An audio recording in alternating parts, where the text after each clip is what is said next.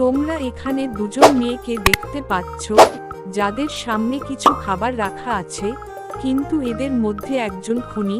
এখন ভালো করে দেখে তোমাদেরকে বলতে হবে এখানে কোন মেয়েটি খুনি। তোমরা যদি উত্তরটি গেস করতে পারো তাহলে 5 সেকেন্ডের মধ্যে কমেন্ট বক্সে জানিয়ে দিও।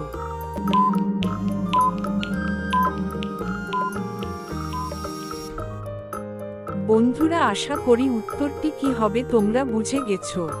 আর যারা বুঝতে পারোনি তাদেরকে আমি বলে দিচ্ছি। তবে তার আগে তোমরা যদি চ্যানেলে নতুন হয়ে থাকো তাহলে ভিডিওটি লাইক করে চ্যানেলটি সাবস্ক্রাইব করে পাশে থাকা বেল বাটনটি অন করে দিও। চলো তাহলে উত্তরটি আমি বলে দিচ্ছি। দেখো বন্ধুরা, এখানে 1 নম্বর মেয়েটি খুনি, কারণ তার খাবার টেবিলে একটি কাটা হাত ও মেঝেতে রক্ত পড়ে রয়েছে।